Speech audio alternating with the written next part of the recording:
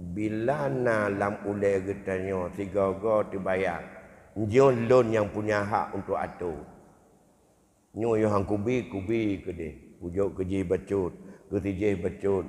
Atau nyo hana perlel untuk tajuk bahinoi ke dia. Nyo adalah kuna publau, kuna juk kepoi bacut. Nyo adalah kuna hibah, kuna wakaf ke masjid, pulim kedua. Ana urusan ngawak nyo lain yang hibitan. Nyan getanyo sombong dulu. Dan getanyo melanggar dengan prinsip ijbari.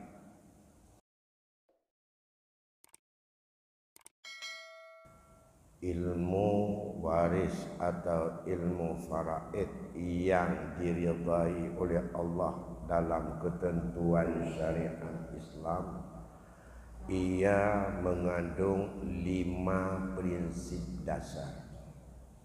Bila prinsip ini tidak ada pada pelaksanaan pembagian dan pengalihan warisan orang meninggal kepada ahli waris, berarti itu bukan ketentuan yang diakui dan direstui oleh agama. Walaupun diakui dan direstui oleh orang-orang yang ada di mana saja kita berada. Prinsip yang 5 tersebut, yang pertama ilmu waris dan ilmu faraid itu prinsipnya adalah ijbari. Makna ijbari pemaksaan, dogmatis, merupakan instruksi yang wajib diterima oleh hamba Allah yang percaya kepada Allah dan kepada Rasul. Kalau demikian, karena sifatnya adalah ijbar, hanya kita punya hak menerima sebagai hamba. Siapa saja kita, apakah kita ahli warisnya, apakah kita suaminya, apakah kita isterinya, atau kita walinya, siapa saja, hanya wajib menerimanya. Ketentuan itu sudah dengan ketentuan pasti yang diberikan oleh Allah kepada kita. Baik orangnya siapa, besar bahagiannya berapa,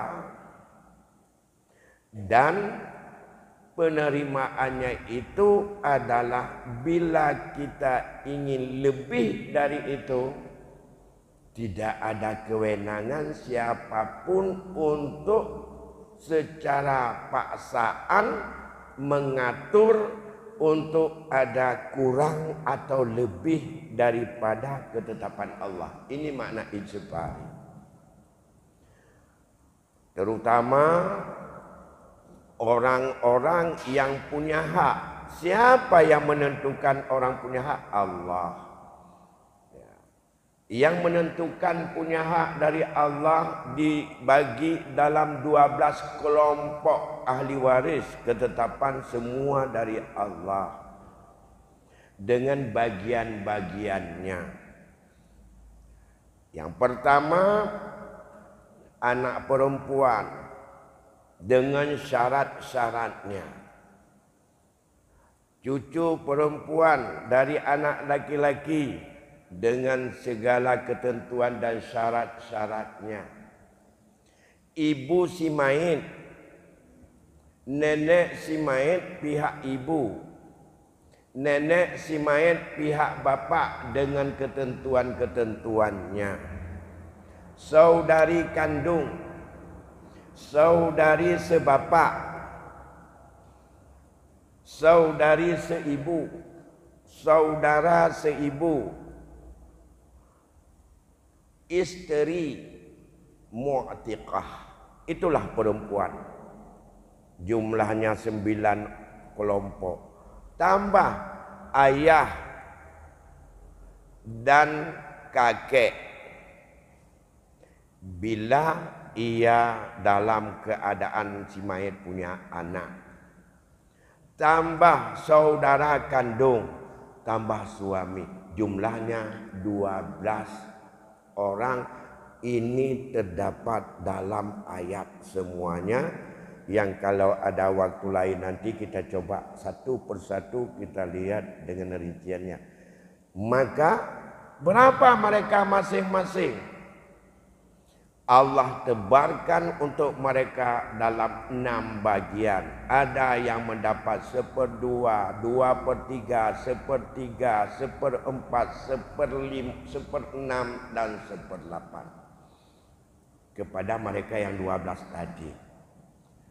Kemudian Allah ditetapkan oleh Rasul. Bila yang 12 kelompok ini tak menghabiskan, berikanlah kepada orang yang paling dekat hubungan yang laki-laki dengan si mayat yang dikenal dengan asabah yang diurutkan. Ini dogmatis. Itu adalah instruksi dari Allah. Kalau demikian, andai kata ada merasakan oleh kita punya kewenangan, punya kekuasaan, punya hak untuk mengatur sesuai menurut pandangan kita, itu lebih adil. Bila tidak sesuai dengan ketetapan Allah, itu adalah penyimpangan. Merasa bahwa saya lebih hak untuk mengatur, kata isteri, karena meninggal suami. Itu semuanya saya yang atur. Ia kasih ini aja, ia kasih itu aja, ia cocok berikan ini, dia cocok berikan itu. Merasanya berarti rencana cok jabatan Allah kegetanya untuk matu. Bila sesuai dengan aturan yang telah Allah jembakan masing-masing, itu boleh. Dan itu bagus. Dan itu adalah merupakan penjelasan yang kita tetapkan sesuai ketentuan Allah. Bila tidak sesuai, tapi menurut kehendak sendiri, atau menurut kehendak daripada orang-orang di sekitar kita, atau menurut kehendak komunitas masyarakat, atau kehendak daripada seluruh orang yang ada di sebuah wilayah, keadaan. Bila tidak sesuai dengan kehendak Allah, maka baru sah minta persetujuan kepada orang yang telah Allah atur haknya itu berapa. Itu bukan faraid lagi. Itu sudah merupakan beri-memberi antara ahli waris. Ini prinsip pertama. Oleh karena demikian, menurut saya, bila lam ulai getanya tiga-tiga dibayar, nyon lon yang punya hak untuk atur. Nyo yang kubi ke dia, pujuk keji bacut, ketijih bacut, atau nyo hana perle untuk tajuk bahinoi ke dia. Nyo adalah kuna publau, kuna jok kepoi bacut. Nyo adalah kuna hibah, kuna wakaf ke masjid, pulim kedua. Ana urusan ngawak nyo lain yang hibi hibitan. Nyan getanyo sombong dulu. Dan getanyo melanggar dengan prinsip ijbari, bertentangan dengan sesama hamba je. Nyo rencana menentang dengan Allah. Maka jagakanlah dalam hadis Rasul, innahu min dinikum. Sesungguhnya ilmu faraid itu sebahagian daripada agamamu. Makna agama di sini sebahagian daripada penegakan tauhidmu. penegakan tauhid situ. Oleh karena demikian, ini prinsip yang pertama. Nanti akan kita lihat lebih jauh dengan ijbar Allah mana saja. Yang kedua, prinsip individual. Personal. Prinsip dalam hukum faraid adalah milik masing-masing orang menurut pernyawa. Bukan kolektif. Walaupun dasarnya itu adalah tanpa ada musyawarah dengan sebab peralihan kepada banyak orang, mula-mula dia itu perkongsian rame-rame. Tapi prinsipnya pemilikannya adalah masing-masing. Perorangan, hak milik perorangan.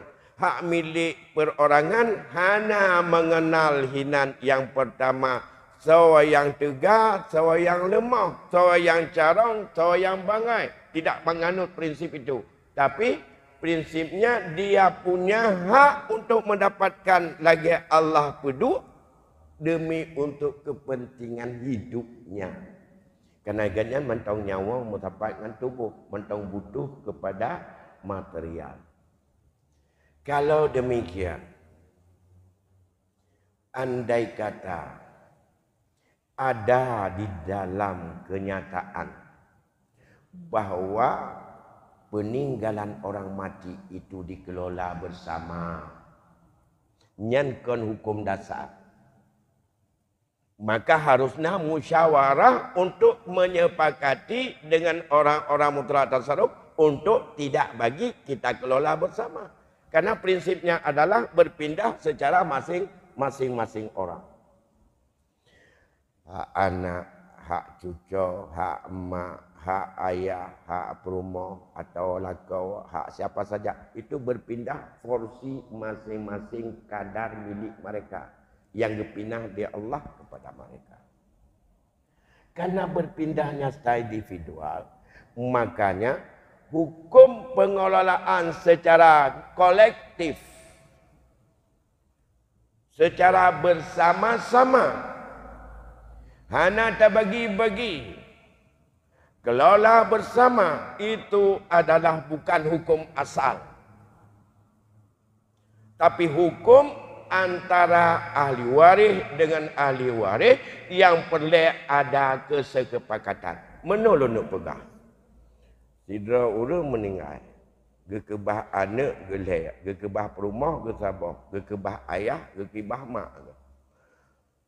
Ubina harta gatnyan oleh bayar utang, kalau tajid mayat, kalau bayar wasit, nyan mupinah menurut jatah daripada keluarga yang gekebah bunuh dari ahli waris. Hak mak 1/6, hak ibu 1/6, hak isteri 1/8, hak anak masing-masing sisa itu adalah berapa mereka bagi antara laki-laki dengan perempuan.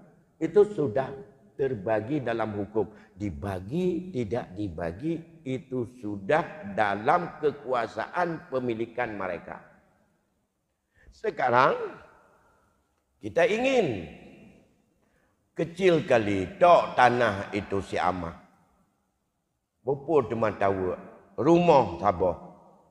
Baik tahu aju mendung tang mejut-jut aju hino.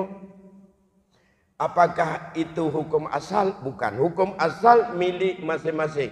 Kalau ingin untuk mengelola bersama, kalau ingin untuk tidak bagi dulu untuk kebersamaan bersama, kumpul dulu yang 5 orang tadi. Ayahnya, ibunya, isterinya, anak-anaknya, semuanya duduk. Ini gimana? Kamu punya hak di sini begini, kamu punya hak sini begini. Bagaimana kalau sekarang kita tidak bagi dulu, itu kita kelola bersama. Kemudian hasil bagaimana? Pokoknya hasil juga bersama. Kalau tidak hasil bersama, ya udah. Yang anak-anak itu hasilnya untuk mamak dulu. Karena mamak belum meninggal. Selama dia masih hidup. Itu adalah hukum yang lahir kemudian. Bukan hukum dasar dengan sebab kematian. Dan itu bisa dipaksakan oleh seseorang. Walau sudah menjadi adat. Nah, Kebersamaan itu juga hanya terbatas kepada orang-orang yang nasaatnya.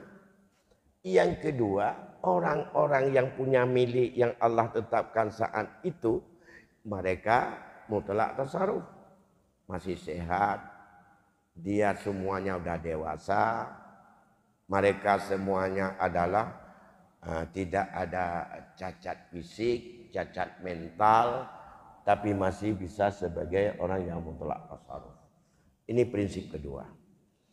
Maka dalam konteks prinsip ini, semua referensi kalau kita baca, semua kitab, tapi tidak semua, sepanjang yang sudah coba-coba saya baca, maka andai kata baik sagai digetanya membalik sang-sang peninggalan orang meninggal, hukum asalnya itu adalah harta bersama-sama.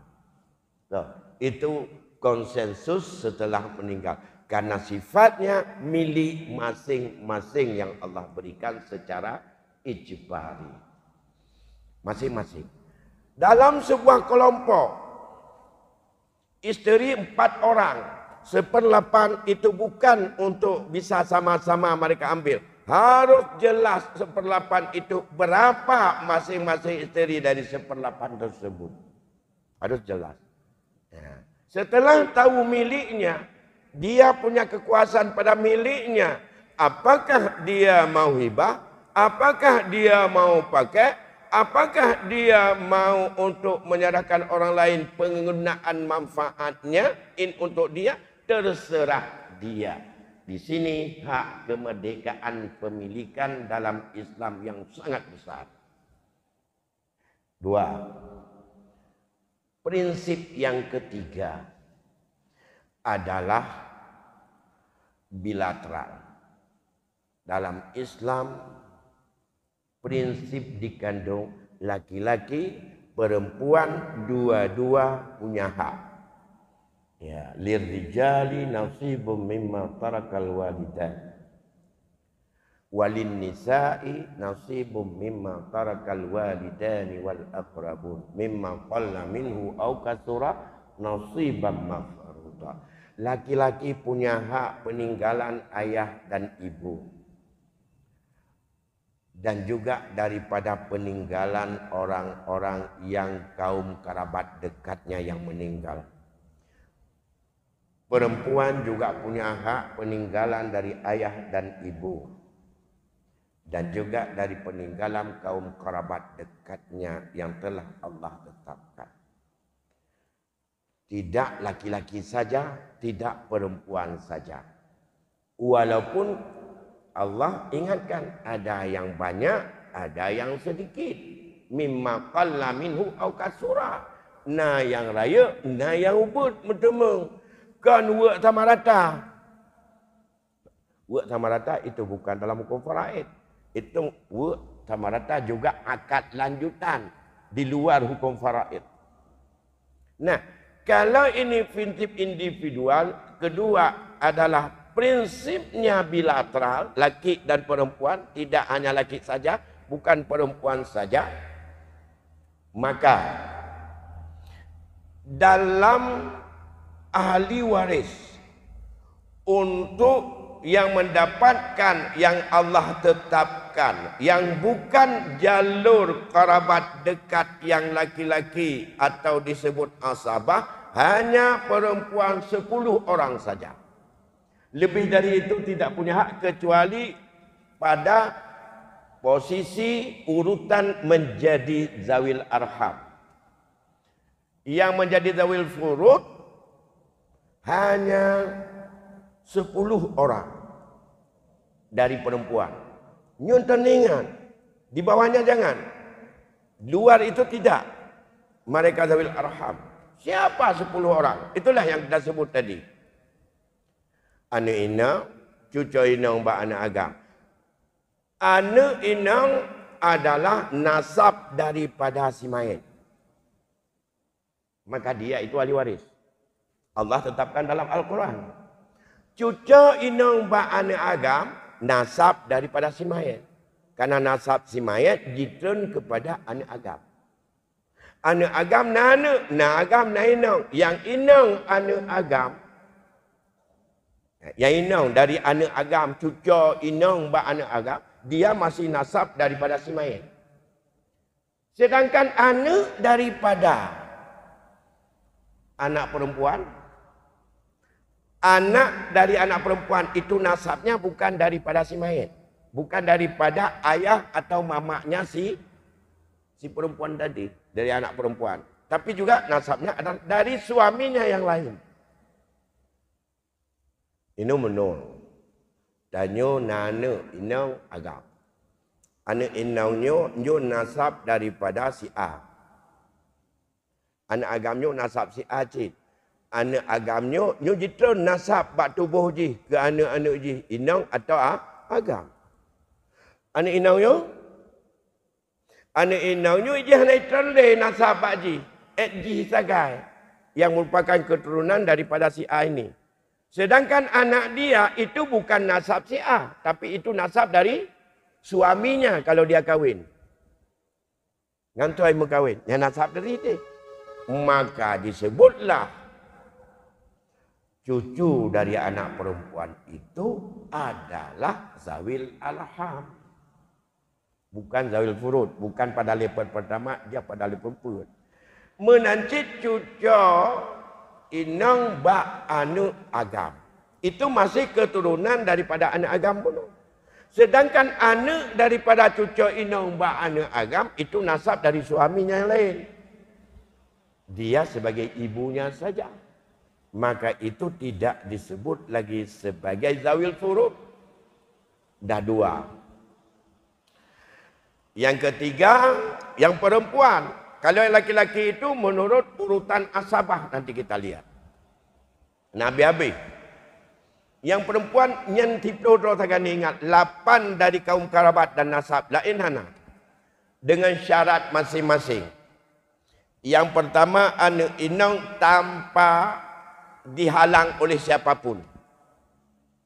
Yang kedua, cucu inang ba anak agam. Dia menjadi ahli waris daripada kakeknya bila tidak ada anak laki-laki si mayat atau 2 atau lebih anak perempuan. Kalau 1 dia masih mendapatkan 1/6. Itu dasarnya hadis. Itu dasarnya hadis. Anak dari anak laki-laki yang perempuan, ia mendapat 1/6 itu dasarnya hadis. Amalan Rasulullah. Kalau tidak ada dasar, tidak bisa diberikan. Seperti anak kemun yang inau bersama anak kemun yang agam. Anak kemun yang agam sebagai orang yang mendapatkan asabah bila tidak ada anak laki, cucu laki, enggak ada ayah, enggak ada kakek, enggak ada saudara kandung, enggak ada saudara sebapak. Anak laki-laki saudara kandung jadi asabah yang menghabiskan. Kalau saudaranya ia anak laki-laki dari saudara kandung punya saudaranya yang perempuan, anak perempuan daripada saudara kandung, anak perempuan saudara kandung tidak mendapatkan hak, dia zawil arham.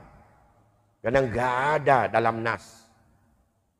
Hanya anak laki-laki atau anak kemun yang agam sagai pihak ayah yang tak boyah, tak bomak atau tak boyah, itu adalah yang menjadi asabah. Tidak bergabung dengan saudaranya yang perempuan. Karena enggak dalam nas. Yang dalam nas hanya yang disebutkan tadi. Yang 8 orang dari kaum kerabat. Yaitu anak perempuan, cucu perempuan. Dengan syarat tidak ada anak laki-laki dan tidak ada 2 atau lebih anak perempuan. Yang ketiga, mama tidak ada yang mahabat tetap dapat. Yang keempat, nenek dasarnya adalah hadis Nabi yang dipraktekkan oleh Abu Bakar.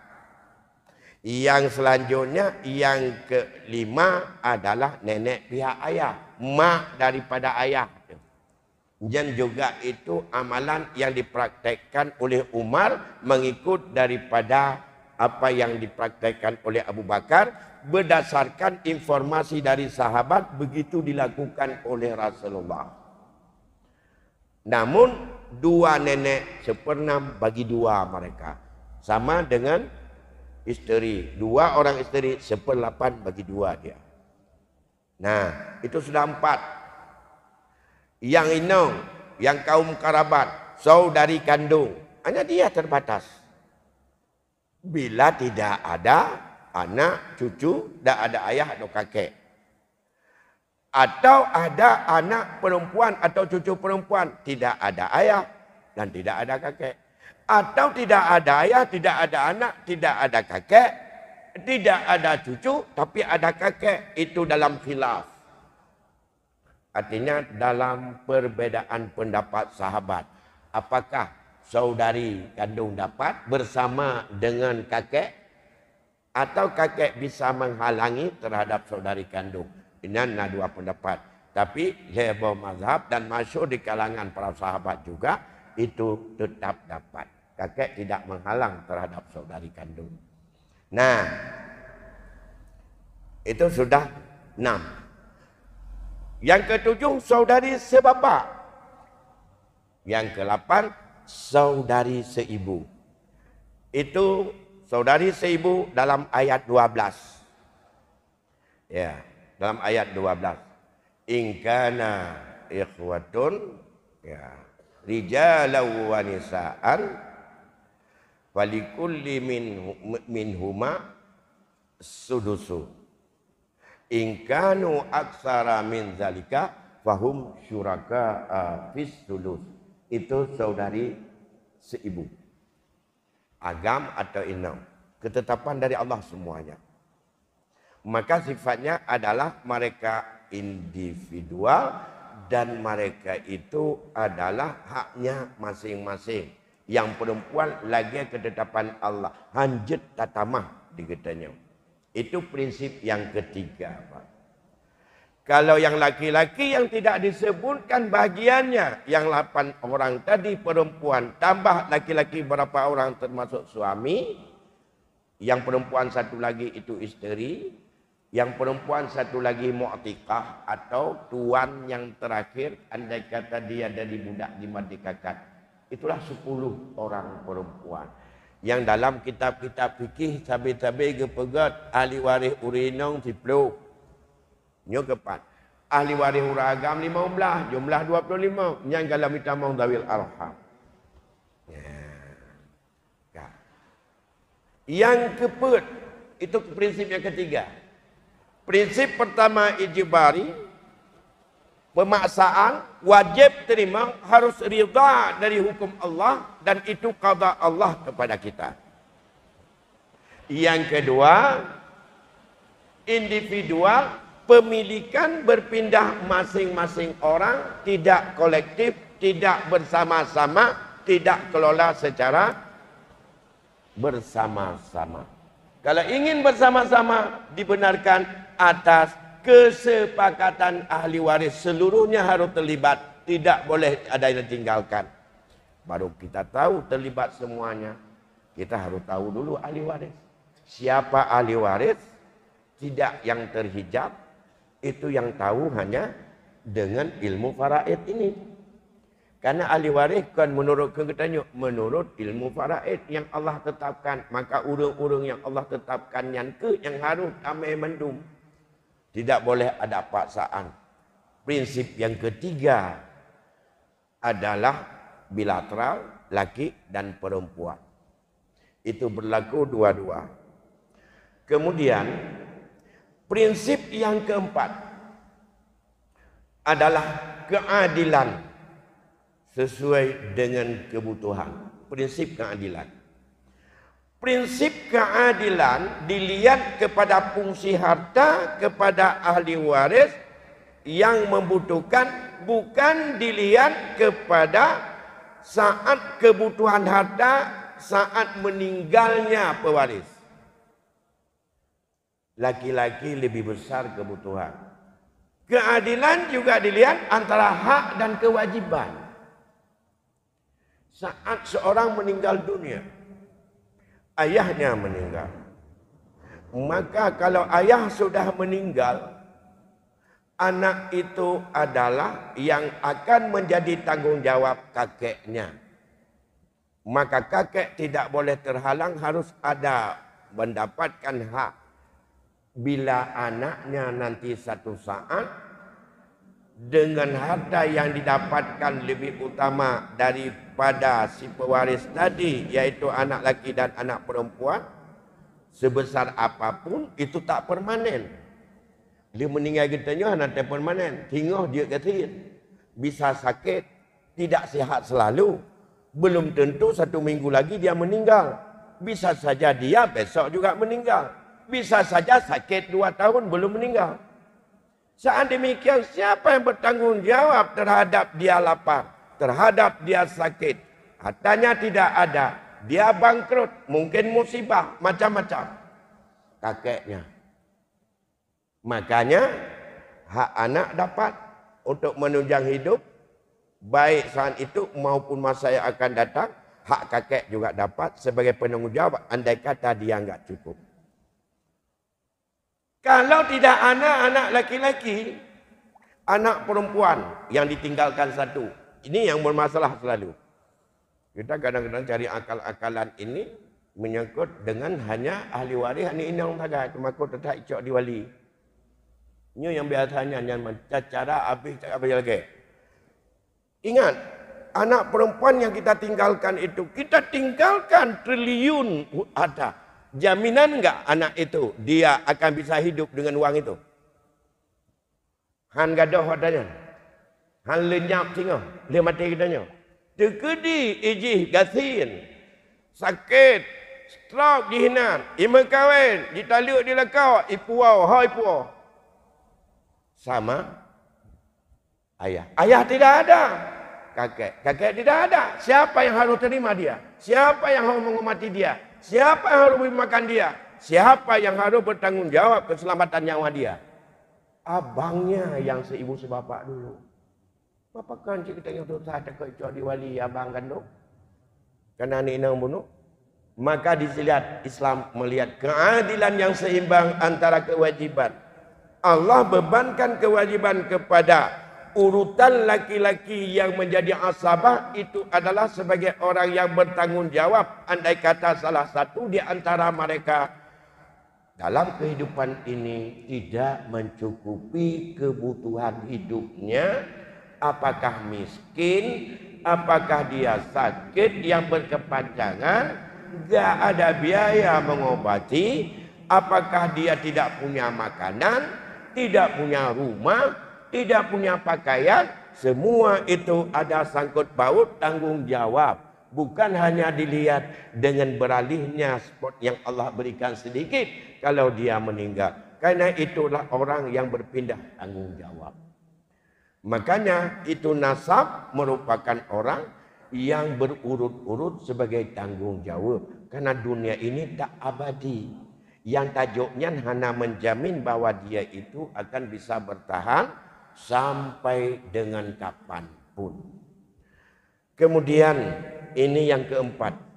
Maka prinsip keadilan ini beda dengan pandangan adat. Itanya tak keadilan adalah bak harta yang na gekebah le urang mati. Tak anu keadilan. Na anu yang kaya, na anu yang gasin. Olehnya bak hartanya le daripada anu di antara anu yang le untuk bantu urang si bak punah hartanya. Dotano naroji, ja uble naroji. Ya, itu kita tunjuk keadilan ke sana. Baik, nanti akan kita sambung sedikit lagi insya-Allah. Sekarang waktu isya sudah masuk, kita break sebentar untuk kita ikuti azan isya. Kita lanjutkan sedikit lagi karena ada satu prinsip lagi. Tadi masih saya coba gambarkan pandangan tentang prinsip keadilan yang ada dalam ilmu faraid itu ada dua sisi yang dilihat. Allah memberikan kepada kaum kerabat apakah dia itu laki atau perempuan menurut kadar yang telah Allah tetapkan, dan itu menurut Allah lebih besar manfaat kepada mereka. Yang kedua, urutan-urutan andai kata mereka semua yang mendapatkan bagian habis, maka tidak ada hak bagi ahli waris yang posisinya sebagai asabah. Yang asabah itu adalah sebagai orang yang paling depan untuk bertanggung jawab dalam nafkah keluarga sesuai menurut urutan daripada asabah itu sendiri. Siapa asabah kalau kita lihat setelah anak laki-laki dan cucu laki-laki? Yang pertama ayah. Kedua, kalau ayah tidak ada, naik yang menghabiskan pusaka itu kakek. Setelah tidak ada kakek, bawa berpindah saudara kandung. Gak ada saudara kandung kepada saudara sebapak. Gak ada saudara sebapak berpindah anak laki-laki saudara kandung. Tidak ke paman dulu. Kemudian kepada siapa lagi? Anak laki-laki saudara sebapak. Gak ada itu, naik kepada paman kandung, saudara kakek, ya, saudara ayah, ya, saudara ayah. Kemudian yang sebapak itu adalah kalau dilihat dalam urutan kewajiban nafkah, andai kata terjadinya kehidupan anggota keluarga, salah satu di antara mereka yang susah hidup, menderita enggak cukup makan, urutan itu juga berlaku. Urutan itu berlaku. Apakah saat itu saat diberikan saat itu berlaku atau bukan? Itu dilihat untuk kedudukannya, ia punya kewajiban menanggung nafkah, maka andai kata si yang meninggal tadi meninggal, ia mendapat untuk sedikit bagian yang harus mereka terima. Kalau keadilan dalam pandangan adat, kadang-kadang kita lebih melihat siapa yang paling banyak membantu dan berperan untuk menghasilkan harta itu. Ya, di rumah siapa yang paling banyak peran? Bukan melihat kepada fungsi daripada kedudukan dan kewajiban daripada ahli waris. So yang paling tahu, so yang paling berkuasa dalam keluarga, siapa yang paling banyak jasa untuk melahirkan banyak peninggalan harta itu? Tanjung Mekat, Tanjung Urun Syed, tak bantu Urun Syed habis-habisan Mekat hingga jaya ke Mekat kenyang. Adik dan adul katanya hanya Mekat ini. Ya ikulah kalau. Hingga dia juga adalah mendapatkan ijazah dan dia hidup dengan ijazahnya. Tapi yang kita jualan tadi, asal kedai dan tanah kedai, nyankon atas getanyo yang anu yang Mekat. Atau Urun Syed itu. Adun getanyo yang jak sekolah, jet na ijazah, gejak mengajar, jet ke dosen, gaji getnyan, gebla mata, gepegat rumah. Nyan hanaru konti ngayah, walaupun pembak ayah. Jadi kulanya. Maka kadang-kadang tanya merasa hana ade, waktu meninggal Urun Syed. Atau kedai, tanah kedai dan kedai nyan wa sebagai peninggalan Urun Syed. Dia adun katanya, ini kana motor, kana toko, kana tadra je. Nak gaji je. Ya, nak buat pribadi je. Nyonya akibat. Ya. Ini bukan yang salahnya hukum faraid. Ada tertinjau aspeknya. Getanya di saat anak sebahagian banyak tahibah. Jaikulah tabayi itu kan hibah. Maka yang di rumah ini juga ada harus dapat hibah. Hendaklah kamu menyamakan hibahmu untuk anak-anakmu. Jangan sebagian dihibah tidak. Yang di rumah tidak kita hibah. Itu salah kita. Bukan salah hukum faraid. Di saat koko payawa. Ijih tok sabah cuanyan. Dia adun hidup mentemung. Dia tak hati jaikulah apa mentemung ijih. Maka ijih kaya aju banyak. Dana katanya yang di rumah keputan. Yang salah tanya. Maka jinukan ditanya coba nging. Ya, jo aju. Yang nak ajak tahu di rumah jo aju. Apa yang mampai ke dia? Potana belang. Hibah. Nah, Pak. Ini prinsip keadilan dalam Islam dilihat kepada fungsi dan bagaimana hubungan kerabat antara laki-laki perempuan, padahal laki-laki lebih banyak butuh biaya. Perempuan sedikit, tapi mereka kadang-kadang juga punya kemandirian di saat dia hidup. Kalau tidak lagi ada orang tuanya, maka diberikan hak kepada mereka. Yang terakhir adalah akibat kematian.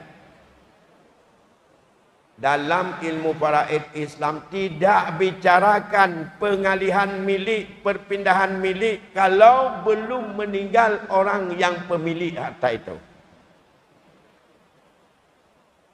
Menyepesan orang mati tayujuk ke tidak ada urung ke sebuah lembaga nyan kon faraid nan namanya wasiat. Kalimat mengkapujud menyatakan ausaitu hadza li fulanin nyahana payah ba'dal mauti. Ada nama kata wasiat dengan kama'ruf pakai ji barangnya berlaku setelah kematian orang yang mengucapkan.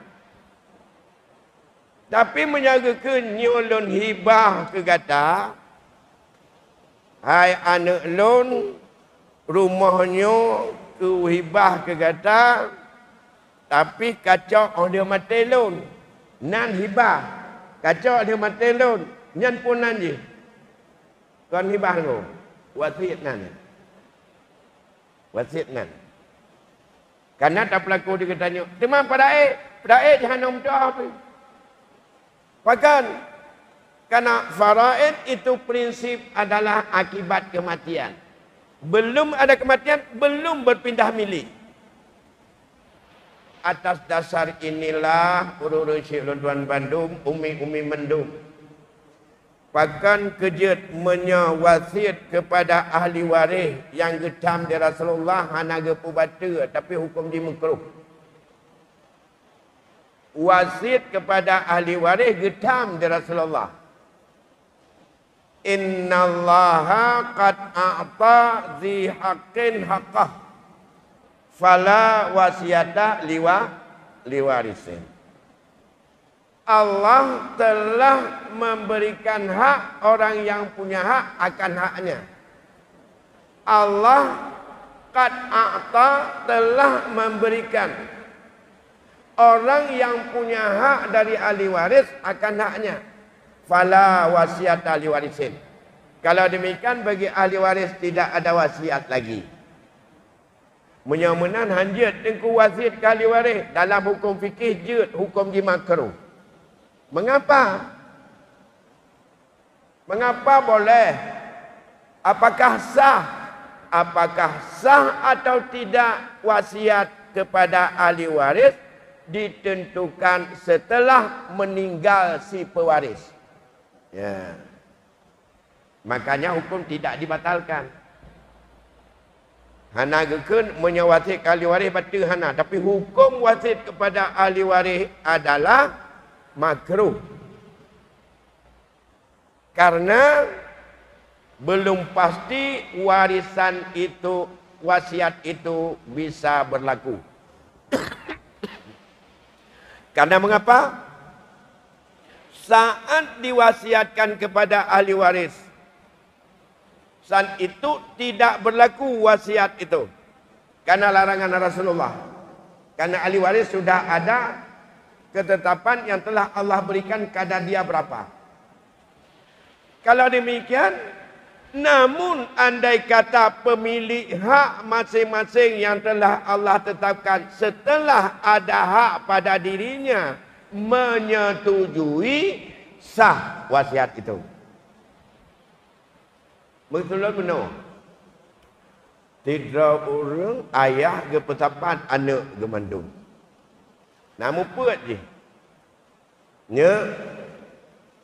Nyo long wasiat bak kata bandung. Menyo mate-mate lon bak kamula-mula. Nyampat na belang je cepat sama. Epat tanah na ti kupang. Jepat na nehun ti krek. Nyopat rumah. Nyuput awakah. Tanah je kaduan ke. Rumah ke adik ke yang tulut. Je nehun je kekah. Nyan pegat je surat-surat. Kiban menurut awakah. Kajian benar. Ada pun ini. Gekun orang nyan mandum anak. Kagih menan ayah. Bak kamu kapah tatnya. Boka. Menyomenan kiban di mana ragu ke pegat surat. Dibaikot ayah. Tak pegat surat-surat. Tapi adanya oleh mati lun untuk menyolon kalau Allah. Kacau aja mati-mati. Baik karu-karu leh. Nyan punan di peraih atau wasiat. Nyan wasiat nah. Bukan faraid. Faraid kalau terjadi. Bahkan karena belum ada yang meninggal dunia. Yang punya harta, yang mewasiat meninggalnya kalau meninggal. Kagum aju. Harta kalau meninggal. Nyan datang lek cok je yang tahu nyan dia mati. Wasiat. Tak hubungkan cok masing-masing yang tahu nyan dia meninggal. Itu namanya wasiat. Cuma kau setuju benda-benda? Setuju saat itu adalah oleh orang yang tidak punya milik pada benda yang dibagi. Anak 4 tadi. Saat dibagi. Anaknya 4 orang tidak punya hak milik apapun pada barang yang dibagi itu. Semua miliknya adalah tunggal ayahnya yang membagi. Tapi diwasiatkan ke anak-anaknya ikan dengan mati. Lain minta izin. Apakah izin itu diakui oleh syarak? Tidak. Apakah nak akui? Karena gelaknya persetujuan saat itu bak orang yang hana milik. Anak hana milik mesti rapi. Tanah, rumah, nehun, kampung, mandum milik ayahnya. Ayahnya saat itu masih hidup. Belum berpindah. Kapan berpindah pada mereka? Begitu ayahnya meninggal dunia, berpindahlah. Tapi bukan seperti yang diatur tadi. Berpindah sesuai menurut ketetapan Allah. Lidzakari mithlu hadzil unsayain. Dalam ayat. Yusikumullahu fi auladikum lidzakari mithlu hadzil unsayain. Ayat 11. Diwasiatkan kepada kalian bahwa anak-anak kalian laki-laki mendapat 2 banding anak perempuan. Itulah yang berpindah. Kapan pindah? Setelah meninggal ayahnya. Kalau demikian izin dulu tidak dihitung. Tidak dianggap izin oleh syarak karena yang memberi izin bukan pemiliknya. Sekarang sudah berpindah. 2 banding 1 laki-laki perempuan anak-anaknya. Gabung lagi ahli waris lain yang punya hak. Ayah, kemudian ada ibu si mayat, ada suami, ada isteri duduk lagi. Orang je menua ke pegang. Kiban nyonehun ke tipulan, rumah ke adik, jeh toko ke pulin, jeh belang ke pulan. Nyo kiban menurut ro ke orang nyo mandum dan menurut ro ni hana gejo. Ira ni mak hana gejo, ira ni nek hana gejo, ira ni kakek hana sit. Kamu tagai gejo. Adi ro hana tapuna. Kiban je bazar no. Nyo bena terpaksa. Karena hinu nyoba nyu manjum nahak don sepernam, nahak kakek sepernam, nahak don mak seperlapan, ataupun ya isteri si mayit. Kiban sepakat, watanya mandum baru berlaku secara hukum karena saat itu sudah yang mengizinkan, yang meridhakan, yang mengiyakan mereka ada milik di situ menurut miliknya masing-masing. Makanya itulah wasiat baru sah. Tidak hana terlibat kena tidak sah wasiat tadi. Dan hanya takut orang temereka. Nyo hana dapat buat wasiat nyo temereka. Tak takut kena hukum Allah. Anak tu mereka bahasanya. Karena tawatir digetanya adalah atahang gebi dari Rasulullah. Tawatir menyamanan keabsahan dari wasiat itu bukan berdasarkan wasiat. Tapi wacana orang meninggal memberi, hibah menghibah orang yang ahli waris tadi juga. Karena wasiat. Maka inilah yang paling penting. Kalau demikian, puan mantang yang tak fikir dia katanya, segalam katanya meninggal tentang harta tu, na dua cara menyatakan bi kepada jalan kebaikan. Na sabah cara yang paling mudah menyatakan bi ke ahli waris anak tu. Dua cara hibah. Sesuai menurut hibah. Hibah tu baik takluk dan baik sangkut dengan kematian tanya. Jok boleh. Tinggal ke dah tu wujud apa buat mentang BO tu dah boleh mati. Baik jok gantung. Jok gantung wasiat. Dia tak jok tak gantung. Nyu baik apa belau-belau. Nyu kalau mati loan. Loan pakai LTR. Yang gantung. Jok gantung wasiat. Jok boleh. Cuma ayah nyu kena pubelau elok ka pubelau ke kami leka. Nyu ayah elok kena pesewa. Yang kerja dah tajuk rumah ke anak tu berani turun tu gedi ni pesewa ada anak tu rumahnya. Baikun dia anak, baik dah pegang anak dah ruaka. Galau mati kakak kursi. Baiknya napa? Menyo kata pegang anak. Nyu rumahnya hibah lon ke gata. Nyu paturat cok. Ikun dah anak tu tengok. Ayah, tanya hana padu ayah. Menaji rumahnya lu nak petiwa ayah. Awak lu tewa rumah dia ayah duk kedih tak tiap kerja tempat rumahnya lu nak petiwa. Yang baik dah kurang ajar anak, dia baik dia makan anak. Memang hak haji hak rumah haji. Mereka oh hanjut. Tapak melong kalau mati pada ente kekah ada mati lu. Yang baru baca bahwa memang jok bunuh jok pumeri. Cok ente bayu yang kerja je tajuk mandu, bi kebeha jok mandu. Bahkan orang-orangnya kena hibah mandu bina harta. Tanya idra macam mati tu. Ubena harta rumah-rumah, ubena harta ke mandung, ni hibah mandung ke anak ke. Nanti idran pun pajau. Wang Melaka bana, mian pelah sehat ulai ni. Leh ni jo ke orang lain harta, dia ni yang ke madai tu. Pana aku bah rumah ni, menyahibi hanya. Tanya dia nak barang dumpun nak, lain yang peminta-minta tapu. Nyan adalah kon wacana mentang bengih ke anak menyuti tu. Taman dengar hanajuk jaga kelas. Itu adalah dalam hukum hibah punya aturan tanpa serah terima belum berpindah milik hibah kepada si mauhub lah. Menyahana berpindah kepada mauhub lah meninggal atanya dia ke ahli waris lah. Inilah yang cukup capek untuk kita urus masalah hibah-hibah. Karena tanya anak ikhlas dah hibah ke anak.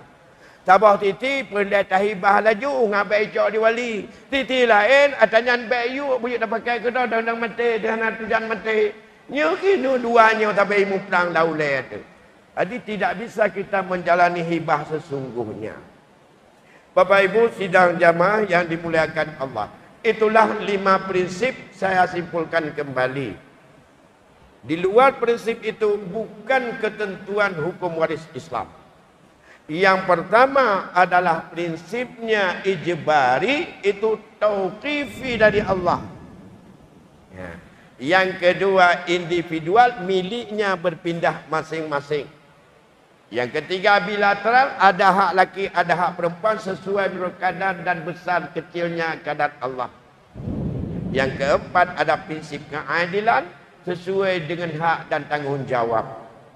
Dan yang kelima prinsip akibat kematian, tanpa kematian belum bicara pengalihan milik orang mati kepada orang hidup. Yang kita lakukan wacana sebelum mati kita nyan kon faraid nanji, kalau bukan wasiat ya hibah bila memenuhi syarat dalam ketentuan wahibah atau dalam ketentuan wasiat. Demikian barangkali yang dapat tuan sampaikan malam yang berbahagianya. lebih kurang lon tuan lagi